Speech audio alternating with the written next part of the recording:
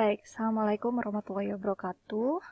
Kali ini kita kembali ke topik pharmacovigilance ya, untuk yang bagian 2, karena yang pertemuan sebelumnya itu bagian pertama. Oke, kemarin kita sudah membahas ya pada pertemuan sebelumnya mengenai pengantar dan juga terkait dengan ethical oversight, consent, dan confidentiality yang sangat dibutuhkan pada saat penelitian yang terkait dengan farmakoepidemiologi. Nah, ini yang berikutnya akan kita bahas adalah hal-hal yang belum tercover pada pertemuan sebelumnya. Oke, yang pertama adalah mengenai post-marketing surveillance. Jadi sebenarnya post-marketing surveillance itu apa sih? Kalau dari definisi, itu dikatakan bahwa post-marketing surveillance adalah identifikasi dan pengumpulan informasi terkait dengan terapi setelah ada approval. Artinya approval dari mana? Dari regulatory. Dalam hal ini adalah kalau di Indonesia itu dari BPOM. Jadi setelah diberikan nomor izin edar, ketika dilakukan survei mengenai informasi terkait dengan terapi atau obat tertentu ya, itu termasuk dalam kegiatan post-marketing surveillance. Nah, kenapa kok post-marketing surveillance itu menjadi penting ya? Yang pertama, dalam pre-market ya, populasi pre-market ketika sebelum obat ini diberikan nomor izin edar ya, anggapannya seperti itu populasi yang diuji coba pada saat uji klinik itu berbeda dengan yang post-market ya, sudah jelas berbeda orangnya. Kemudian pada post-marketing surveillance itu bisa memonitor efek dari terapi obat itu dalam jangka waktu yang lebih panjang, karena sebelum dia mendapatkan izin edar, tentunya ada rentang waktu tertentu untuk melihat apakah obat ini aman dan juga efektif dan sebagainya ya. Tapi kalau yang post marketing itu kita bisa lihat ketika di pasaran seperti apa efek jangka panjangnya. Kemudian post marketing surveillance itu juga dapat mendeteksi adanya hal-hal yang tidak diinginkan yang mungkin tidak terdeteksi dan jarang ya. Jadi bisa dilihatnya pada kasus-kasus minor, itu juga bisa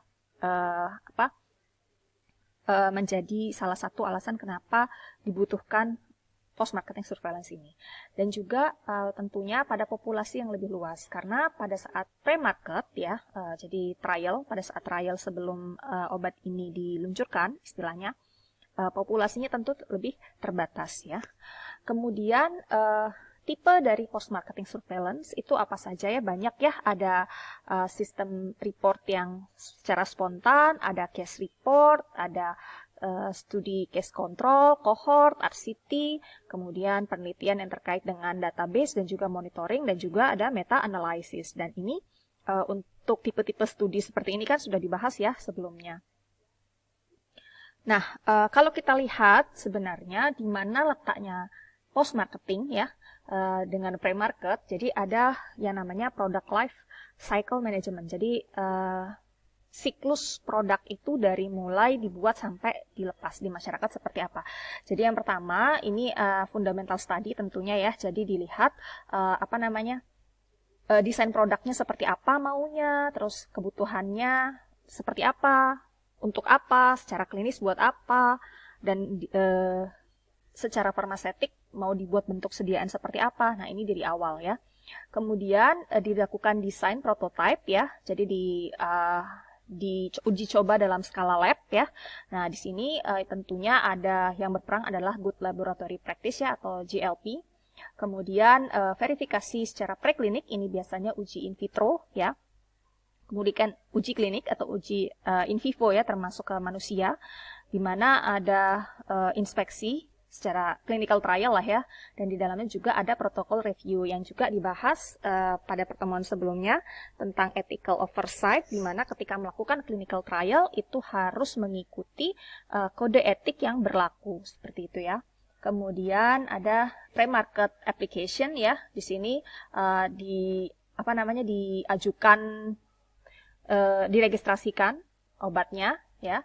Setelah mendapatkan lisensi atau setelah mendapatkan approval gitu ya, baru diproduksi secara massal, dan setelah diproduksi tentunya kan dilepas ke publik, baru ada post marketing surveillance. Dan post marketing surveillance ini terdiri dari ini ya, report produk terkait dengan efek samping, kemudian safety surveillance, jadi survei terhadap keamanan obat, good distribution practice di sini sebagai panduan dalam mendistribusikan obat, dan juga consumer awareness, ini awareness ditingkatkan seperti itu ya. Nah, selama dari mulai prototype sampai dengan post market surveillance. Prototype ini dari mulai skala lab ya. Jadi ada yang namanya GMP, Good Manufacturing Practice ya.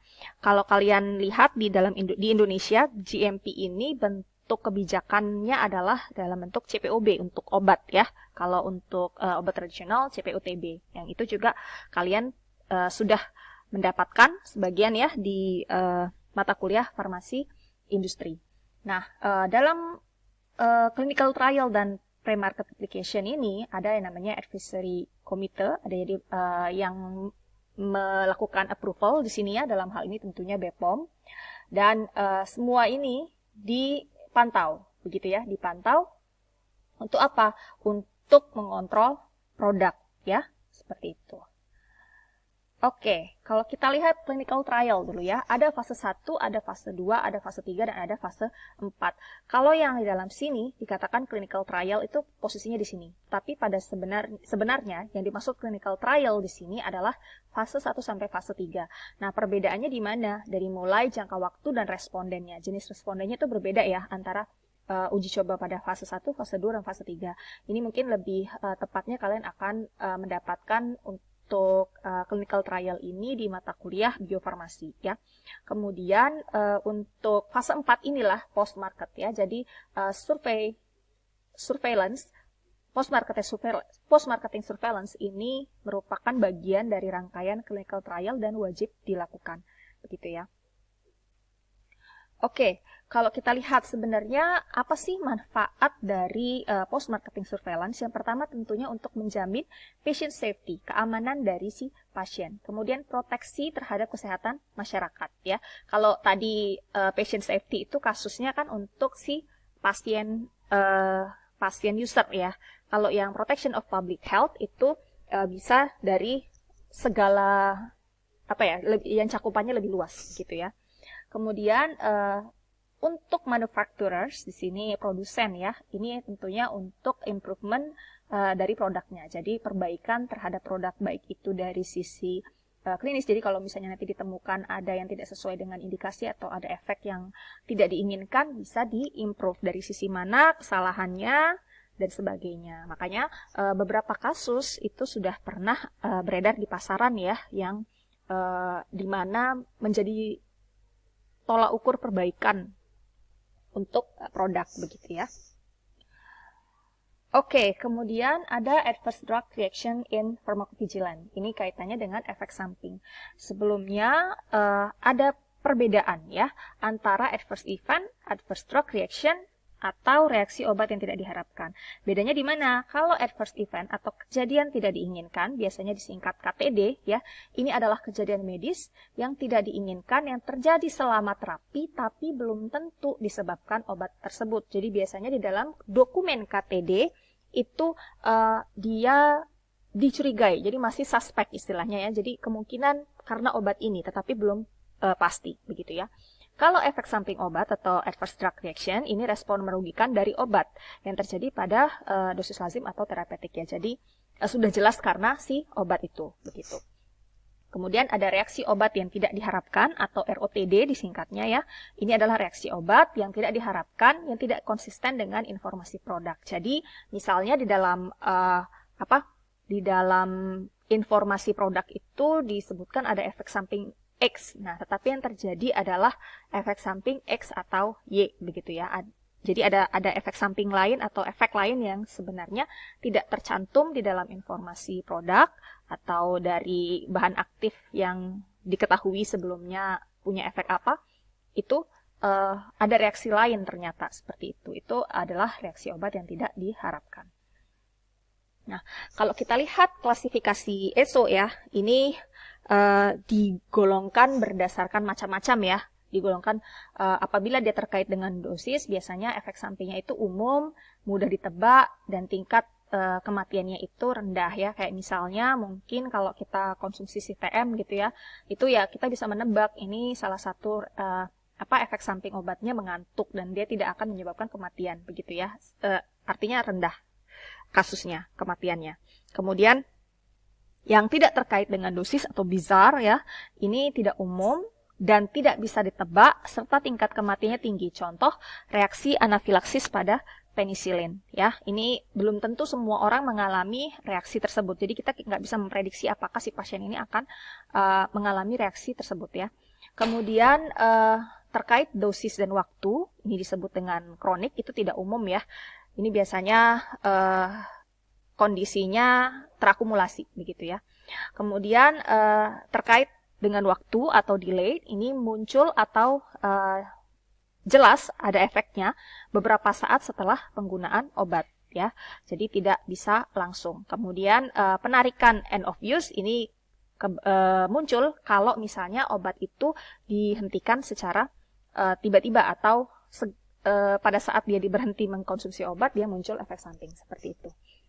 Kemudian ada kegagalan terapi yang tidak diduga atau failure, ini adalah adanya interaksi obat. Begitu ya, jadi beda antara interaksi dengan efek samping, tetapi disebabkan interaksi, ada dua obat yang berinteraksi, dia tidak bisa, terapinya gagal, itu termasuk salah satu klasifikasinya, seperti itu. Oke, kemudian kalau kita lihat, tadi ada yang kondisinya itu parah ya. Kalau efek samping yang kondisi parah atau severe condition, itu seperti apa sih yang disebut dengan parah ya? Yang pertama tentunya kalau menyebabkan kematian. Kalau tidak menyebabkan kematian, itu bisa mengancam jiwa. Ya, kalau tidak mengancam jiwa, memerlukan perawatan di rumah sakit lebih lama. Ya, ini akibat obat begitu ya. Kemudian bisa juga mengakibatkan cacat atau disabilitas yang permanen. Kalaupun tidak permanen itu signifikan. Misal patah tulang dan sebagainya. Ya.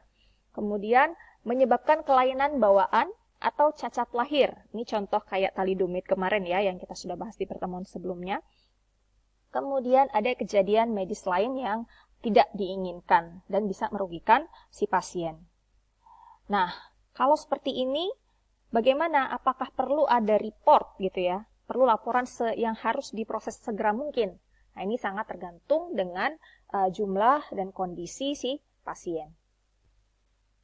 Oke, kalau kita lihat pelaporan efek samping obat, biasanya ini dilakukan di rumah sakit, di puskesmas, ataupun fasilitas pelayanan kesehatan lainnya. Dan ini pelaporannya bisa dilakukan secara elektronik ya. Jadi ada di websitenya BPOM, itu disediakan untuk melaporkan efek samping obat. Tapi untuk dokumentasi di rumah sakit biasanya dia seperti ini nih,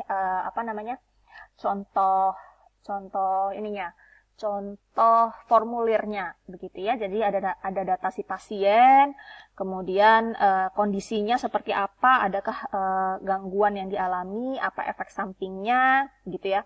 Jadi dicek. Nah, akibat efek samping ini dia seperti apa, apakah dia sembuh atau tidak sembuh, atau dia meninggal atau apa begitu ya. Dan bahayanya. Nah, memang di sini untuk pelaporan efek samping ini di dalam sistem BPOM itu masih belum mandatori ya. Jadi tidak mandatori, jadi lebih ke arah istilahnya voluntary gitu, masih sistemnya seperti itu. Nah, untuk pelaporan ESO seperti ini ya. Nah, kalau kita lihat, apakah laporan itu hanya pelaporan ESO ya? Dalam Pharmacovigilance Report ada beberapa laporan ya.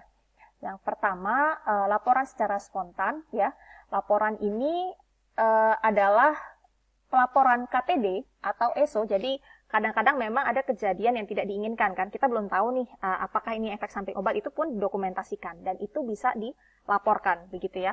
Jadi sistem pelaporan KTD atau ESO sifatnya sukarela ketika tenaga profesional atau pasien itu memutuskan melaporkan ada dampak buruk obat pada pusat farmakovigilans, artinya kepada si BPOM ya. Jadi ini bisa tenaga profesionalnya atau pasien, tapi umumnya ini yang paling banyak melakukan adalah tenaga profesional ya, seperti itu.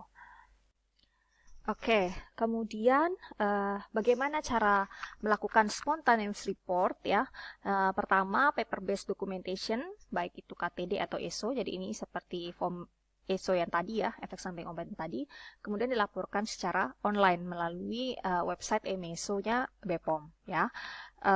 Sistem farmakovigilance nasional ini tuh sangat bergantung pada peraturan spontan ini ya. Jadi yang sukarela. Dia tuh voluntary tapi memang dibutuhkan begitu ya. Jadi apa yang dilakukan oleh tenaga profesional kesehatan, pemegang izin edar atau langsung oleh pasien, laporan-laporan yang secara sukarela inilah yang menjadi database dari BPOM terkait dengan efek samping obat begitu ya di masyarakat itu seperti apa. Jadi post marketing surveillance ini istilahnya sistem besarnya ya itu bergantung dari pelaporan ini. Kemudian ada lagi individuality report atau ICSR ya. Ini digunakan untuk melaporkan reaksi yang merugikan yang dicurigai akibat penggunaan produk obat yang muncul pada pasien tertentu pada waktu tertentu kepada Pusat Farmakovigilans Nasional atau Badan POM. Jadi ini pada saat-saat tertentu saja ya. Jadi tidak selalu kalau individual case safety report ini. Nah, biasanya ketika melakukan pelaporannya itu harus teridentifikasi siapa, terus untuk pasiennya itu siapa, reaksi yang tidak diharapkan atau yang merugikan itu yang disebabkan oleh obat, yang diduga disebabkan oleh obat, atau yang memang disebabkan oleh obat itu apa reaksinya, dan produk obat terkaitnya itu obatnya apa. Oke, ada informasi-informasi apa sih yang dilaporkan ya? Jadi ada informasi administratif, sumber utama pasien, riwayat kesehatan yang relevan, informasi produk obatnya ya, kemudian nomor batch-nya, produk obat yang digunakan bersamaan ya karena ada kemungkinan memang siapa tahu dalam KTD itu terjadi karena ada penggunaan obat yang bersamaan kan. Kemudian ada informasi KTD yang dicurigai, kemudian hasil uji dan prosedur yang berhubungan dengan penyelidikan terhadap pasien. Jadi hasil uji sebelumnya ya. Dan tanggal dan laporan penyebab kematian kalau memang meninggal ya, dan juga narasi kasusnya seperti apa. Jadi informasinya cukup detail ya yang perlu dilaporkan. Makanya kadang-kadang pekerjaan yang sudah begitu banyak di dalam prakteknya farmakovigilance ini dalam khususnya untuk reporting ESO itu agak sulit dilakukan ya, apalagi untuk yang ICSR. Tapi kalau ICSR itu kan memang pada waktu tertentu. Oke, kemudian ada yang namanya Periodic Safety Update Report atau PSUR ya. Ini adalah dokumen farmakovigilance yang ditunjukkan untuk memberikan update tentang keamanan dari suatu produk ya, produk obat atau alkes atau apapun itu ya yang berkait dengan kegiatan medik, dan itu keamanan itu report tentang keamanannya ini itu di-provide untuk seluruh dunia. Jadi dikatakan di sini the worldwide safety begitu ya. Dan ini biasanya dilakukan oleh si produsen begitu ya, produsen atau yang memiliki lisensi untuk memproduksi obat tersebut begitu ya. Nah, tujuan utamanya apa? Untuk mengevaluasi risk benefit dari produk tersebut ya. Jadi resikonya apa, benefitnya apa. Seperti itu. Nah, kategori obat PSUR biasanya khusus ya. Jadi tidak semua obat harus melakukan hal ini atau semua produsen melakukan hal ini. Biasanya ini obat-obat yang mengandung zat kimia baru, termasuk produk biosimilar. Jadi memang biasanya obat-obat paten begitu ya, dan juga obat yang sesuai dengan permintaan Badan POM. Kalau di Indonesia yang kasus-kasus tertentu itu mungkin ada permintaan dari Badan POM untuk dilakukan PSUR ini. Nah, dan ini biasanya dilakukan setiap beberapa bulan ya, selama beberapa tahun begitu. Jadi saya lupa, nanti tolong dicari ya di dalam literatur itu periodik dia. Jadi per periodik 1 tahun itu berapa kali. Nah, kemudian kita masuk ke dalam data mining ya. Data mining ini adalah kaitannya dengan big data ya. Jadi di era digital sekarang ini kita tidak bisa menutup mata sama data dalam jumlah yang besar. Dan data mining ini adalah salah satu metode, sebenarnya tools ya, yang digunakan untuk mengolah data ya, mengolah data yang ada. Nah, kenapa kok menjadi penting di dalam pharmacovigilance ya? Karena tentunya dalam monitoring efek samping, kalau memang itu jumlahnya banyak ya, jadi data mining ini bisa digunakan untuk mendeteksi sinyal apakah ada efek tertentu terhadap obat. Jadi nanti kita lihat ya.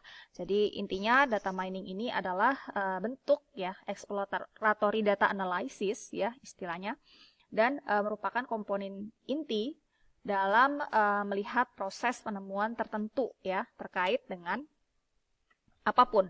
Ini secara umum data mining itu bisa digunakan oleh mana saja, tetapi penerapannya dalam farmakovigilan tentunya adalah untuk melihat penemuan tertentu dari tadi ya, report farmakovigilan report tadi.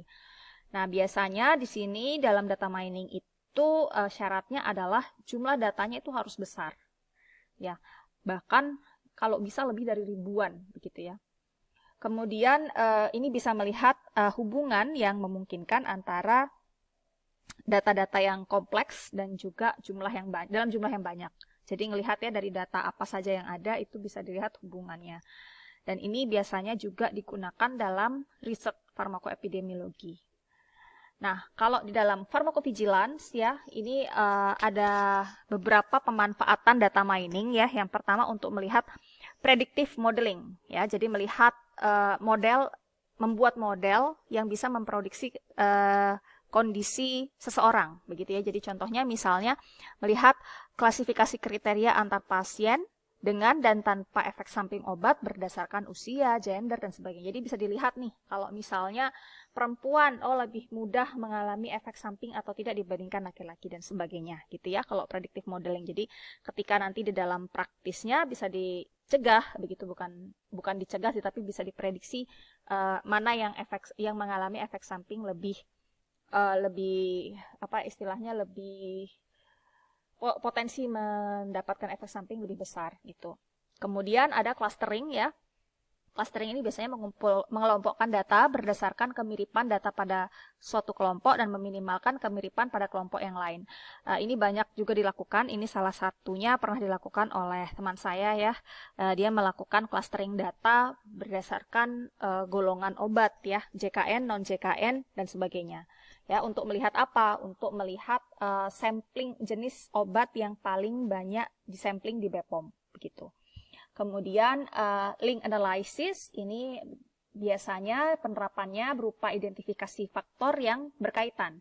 Misalnya efek kerusakan ginjal terhadap profil keamanan diuretik, begitu ya. Jadi bisa melihat faktor-faktor yang berhubungan dengan dua variabel begitu. Kemudian ada deviation detection, ini biasanya untuk mendeteksi outliers ya, misalnya mau mengidentifikasi pasien dalam gejala yang tidak biasa terkait dengan obat dan mungkin menjadi signal dari adverse drug event. Artinya biasanya kadang-kadang kan di dalam reporting yang voluntary tadi ya, jadi pelaporan efek samping itu kan dilakukan secara voluntary dan itu kadang-kadang ada yang tidak kita ada yang tidak sesuai dengan informasi obat sebelumnya. Nah, kalau misalnya ada banyak laporan yang masuk, bisa digunakan data mining untuk melihat ternyata mungkin yang pelaporan terkait dengan obat tertentu ini banyak padahal tidak ada informasi dan sebagainya. Begitu ya, intinya outlier. Kemudian ada disproportionality, ini teknik yang paling sering digunakan untuk mengidentifikasi adverse drug event ya. Oke, ini adalah referensi yang saya gunakan. Terima kasih atas perhatiannya. Apabila ada yang ingin ditanyakan, silahkan komentar di platform yang saya sediakan. Baik, itu saja. Wassalamualaikum warahmatullahi wabarakatuh.